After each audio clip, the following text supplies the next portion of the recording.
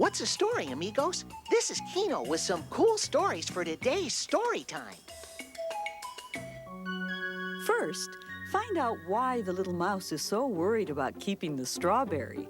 The bear will tromp through the forest on his big hungry feet and sniff, sniff, sniff, find the strawberry.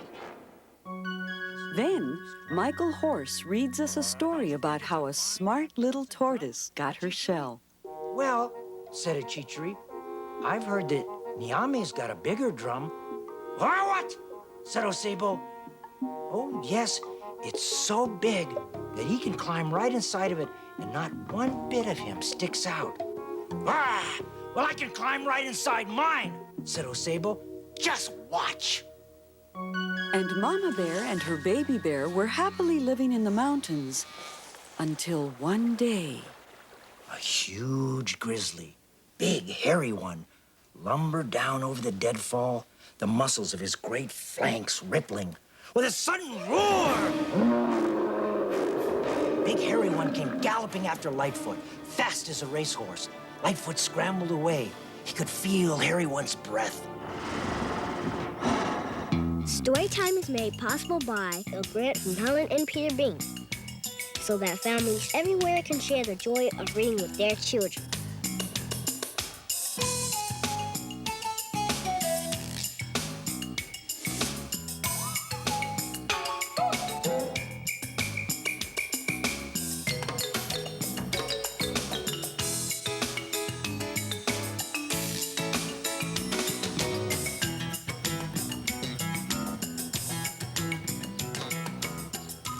What are you doing, Lucy?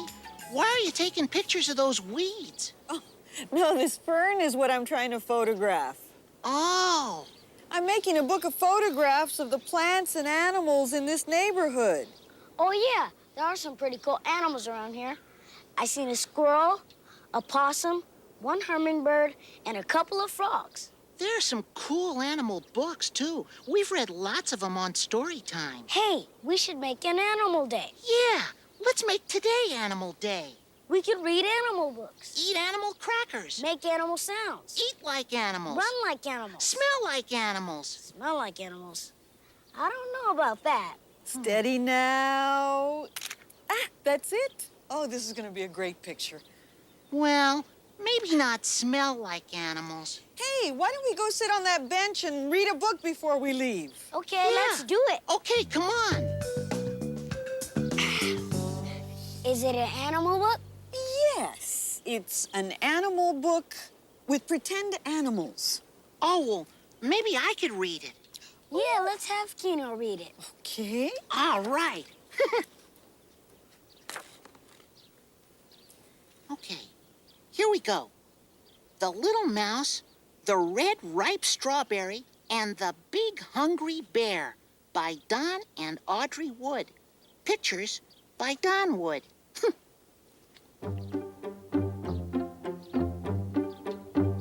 Hello, Little Mouse.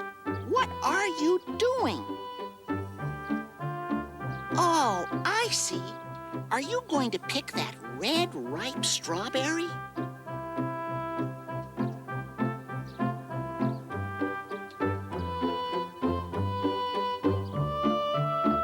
But, Little Mouse, haven't you heard about the Big Hungry Bear?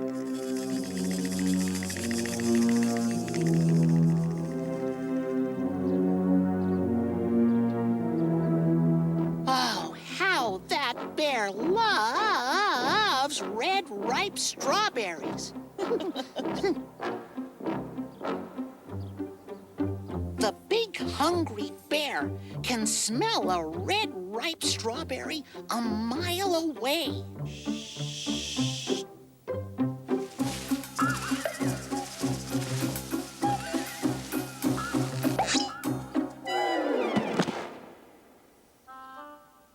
Especially one that has just been picked.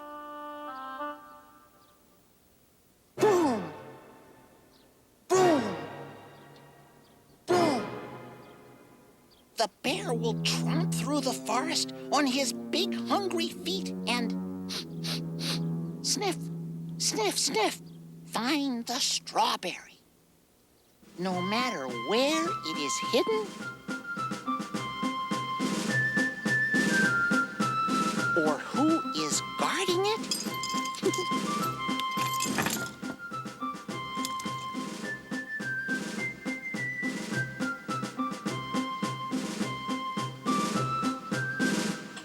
or how it is disguised.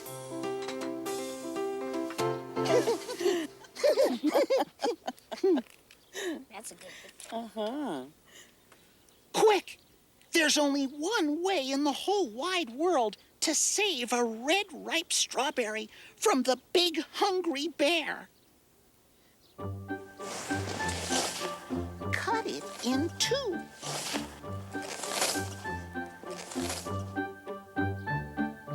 Share half with me, and we'll both eat it all up. Yum!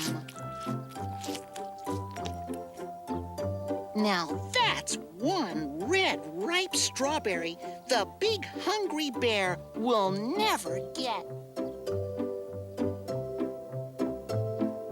The end. Good. You know what? I really like strawberries. And that one looked especially delicious. Yeah, I like the part when the mouse puts a disguise on the strawberry. Oh, yes, that's a funny part. Yeah, Hey, let's keep pretending it's Animal Day. yeah, okay. Hey, look at that squirrel over there. Hi, Mr. Squirrel. Hi, come on over to me. Yuck! Ow, yuck! A skunk. Oh, no! Ugh! Oh, man, that skunk tried to squirt me. I think it missed. Ugh, but it sure stinks. Ugh. That's rough, Kino. There is a swelly difference between a skunk and a squirrel. I'll never forget it either. Ugh, yuck. Skunks can really squirt you, and man, does this stuff smell bad. I guess this must be my bad luck day. I think that skunk thought I was gonna try to get him or something. Oh, brother. Oh, man. Hey, you! Man, your clothes stink. That's okay, Kino. You can clean them so nobody'll notice. Okay. Thanks. Well, I think we'd better head back.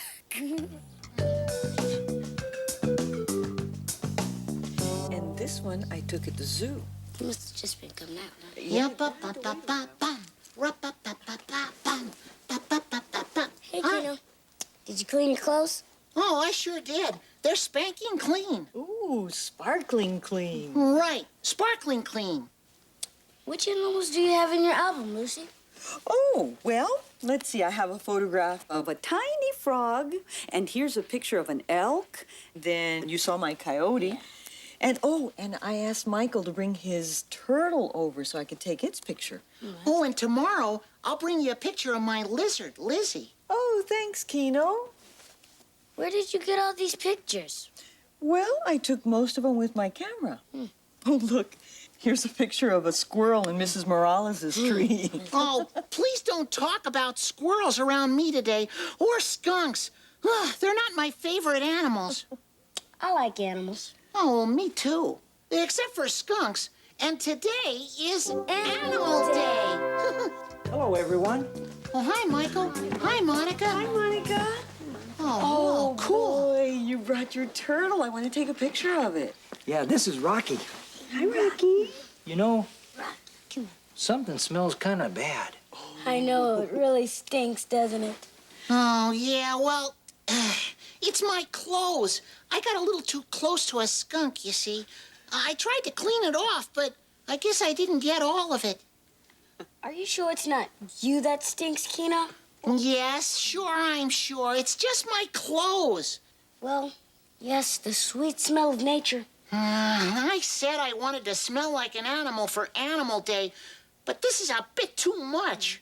Speaking of animals, do you know how the tortoise got its shell? No. How? How? Thank you, Monica. This is one of Monica's books. It's an old tale from West Africa called The Leopard's Drum, retold by Jessica Shuhami.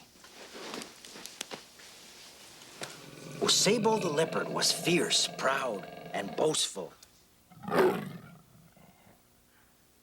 He made a huge drum, and he played it every day.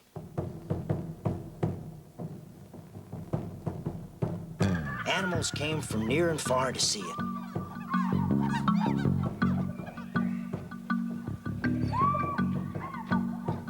It was a magnificent drum, the best that they had ever seen. They all wished that it belonged to them. Even Naomi, the sky god, wanted it. Osebo, he said, that is a wonderful drum. I should have a drum like that. Will you give me your drum? No, said Osebo.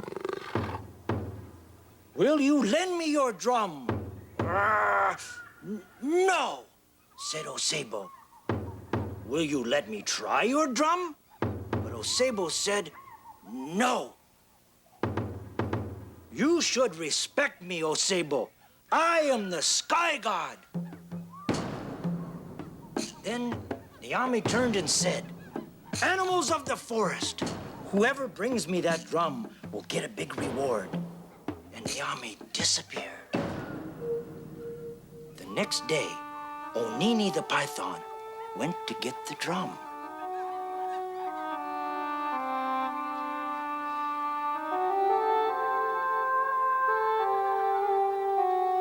Ah! Looking for me, Onini?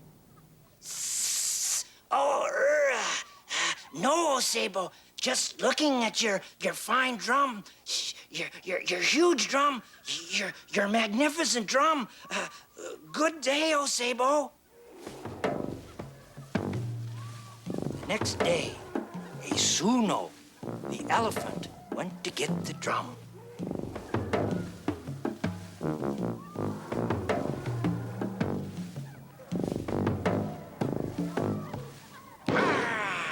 Looking for me, Isuno? No, Osebo. Just admiring your fine drum, your huge drum, your magnificent drum, Osebo. Goodbye, Osebo. The next day, something strange moved slowly through the forest.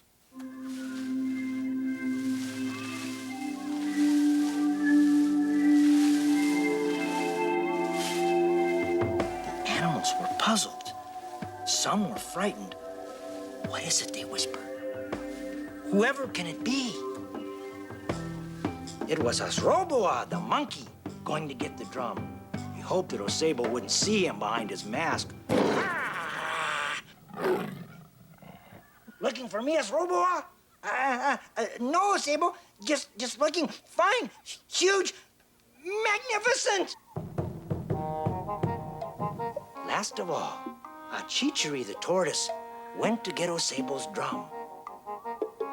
You haven't got a chance, the other animals said. Not a titchy little weak creature like you. It was true. The tortoise was very small, and in those days, her shell was quite soft, and she had to watch out that careless animals didn't squash her flat. Well, I'm going to try anyway, she said. Looking for me, Zachery? Not really, Osebo. I was just looking at this drum.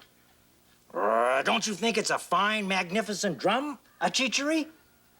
Well, it's all right, I suppose, for a middle-sized kind of drum, Osebo. Middle-size? You ridiculous creature! Don't you know this is the biggest, the best drum in the forest? Well, said Zachery, I've heard that Niame's got a bigger drum. What? Said Osebo. Oh, yes, it's so big that he can climb right inside of it and not one bit of him sticks out. Well, I can climb right inside mine, said Osebo. Just watch. Osebo began to squeeze into the drum. Am I inside a chichery?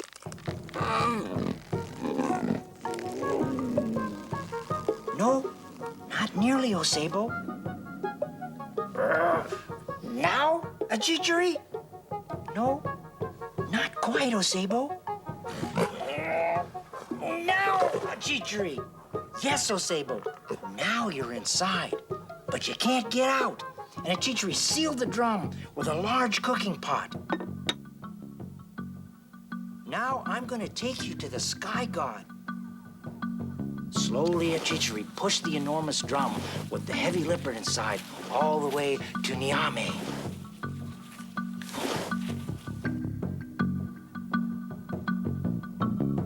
Here is Osebo's drum, Niame, and Osebo is inside. Well done, said Niame. No one else could get the drum, and you have taught that boastful leopard a lesson. Let him go now and decide what you would like as your reward. But Chichery looked around. All the other animals were looking jealous and annoyed. She thought for a moment. Please, Niame, she said.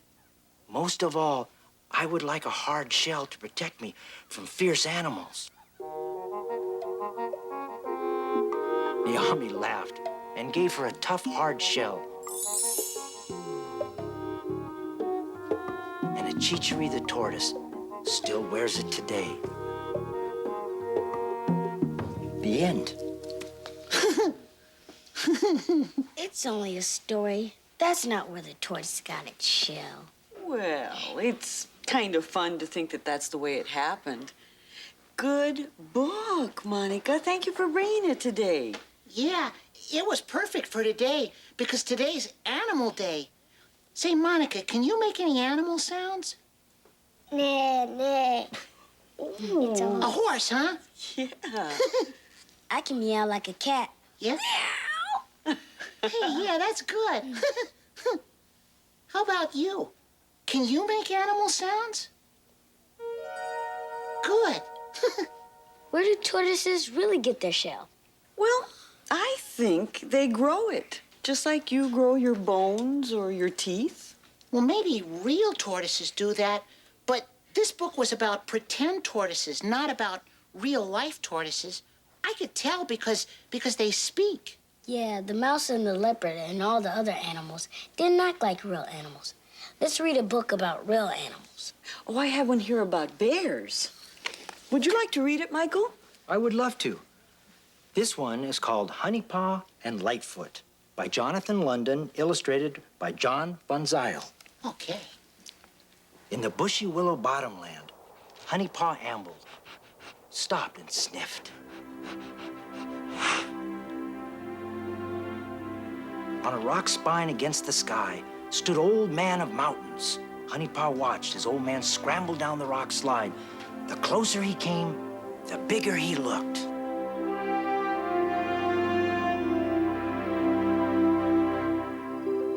It was June, the mating moon of grizzlies. And that night, under the stars, the two great bears became a pair.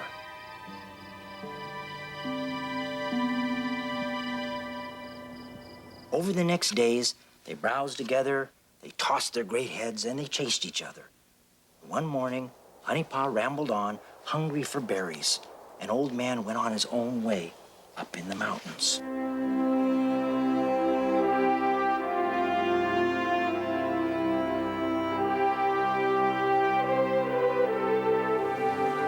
All summer, Honeypaw read the wind and the mysteries of the rivers, seeking food.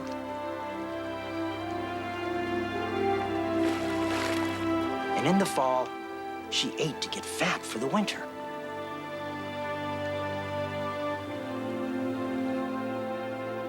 Days grew short, and nights grew long.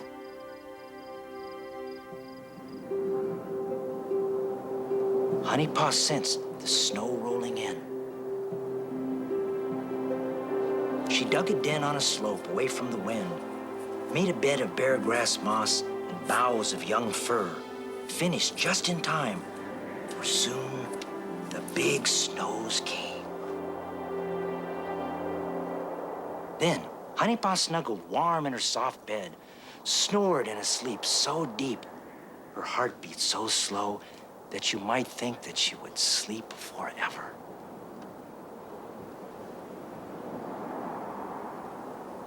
Moons passed and drifts piled.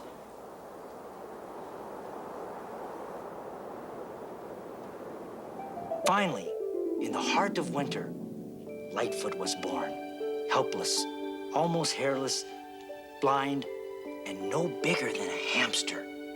He nursed in the deep, dark warmth of his mother's den.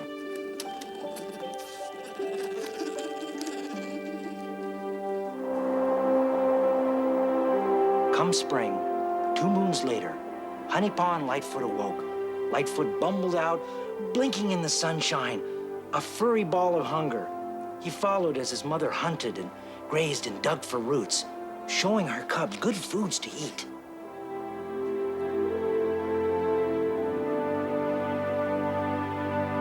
If Lightfoot strayed, Honeypaw swatted him back into line.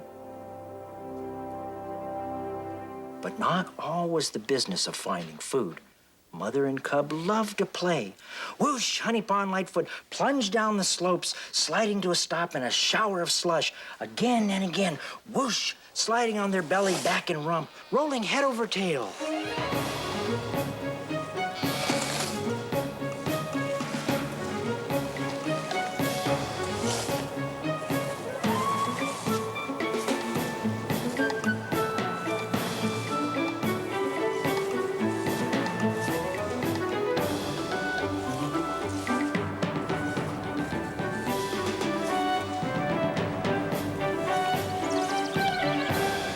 All through spring, Honeypaw and Lightfoot loped and ambled, eating bear grass, bear flowers, bear clover, and if they were lucky, honey.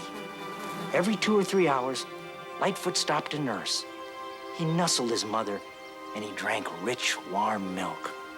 After eating, they would sleep the hot hours on a daybed dug into the soft earth. Then one day, towards the end of spring, a huge grizzly, big, hairy one, lumbered down over the deadfall, the muscles of his great flanks rippling. With a sudden roar, big, hairy one came galloping after Lightfoot, fast as a racehorse. Lightfoot scrambled away.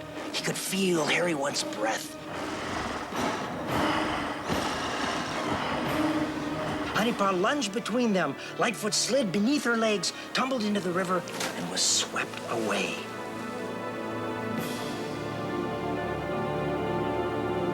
The last Lightfoot heard, as he wailed and rolled down the current, was his mother's roar rumbling off the cliffs.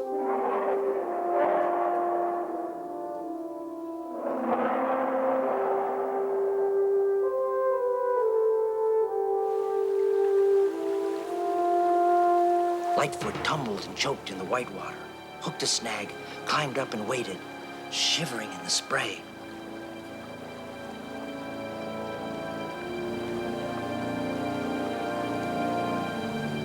As the dark dropped and the moon rose, Lightfoot yawled, but he did not let go.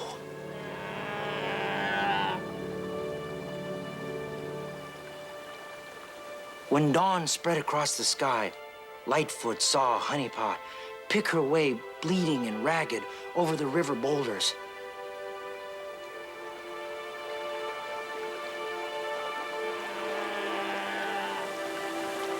At last, Honeypaw reached up above the roar of the waterfall, snatched her cub, and held him tight.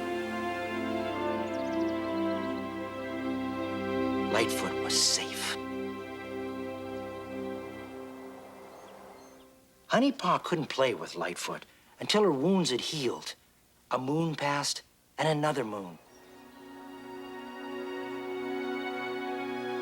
Then one day, Honeypaw bent a willow over for him, and when Lightfoot jumped on it, Honeypaw let the bush spring up. And Lightfoot flipped into the river. Splash!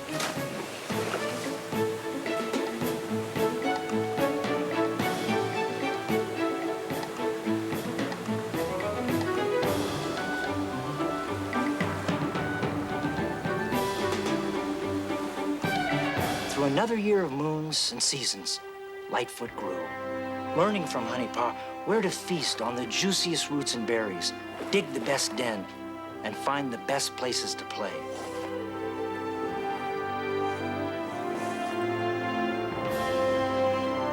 Soon, Lightfoot would be ready to go off on his own.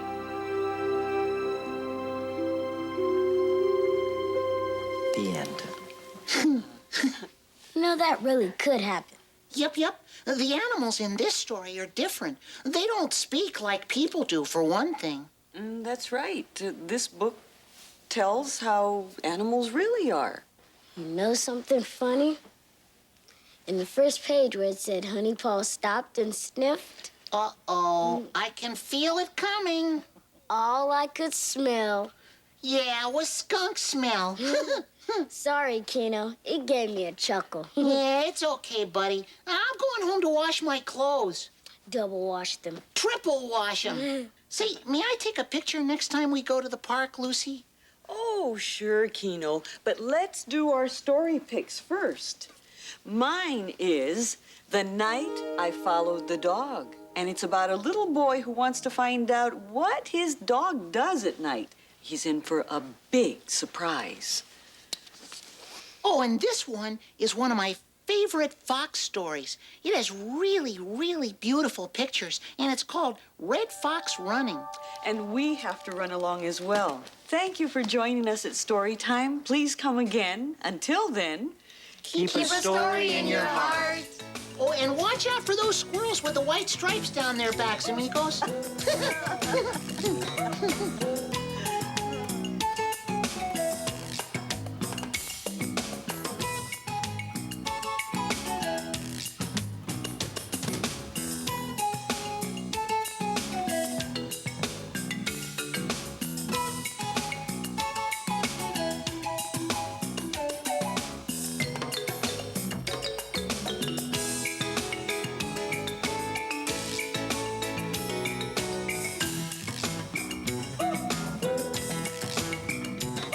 today's Storytime books are The Little Mouse, The Red Ripe Strawberry, and The Big Hungry Bear by Don and Audrey Wood.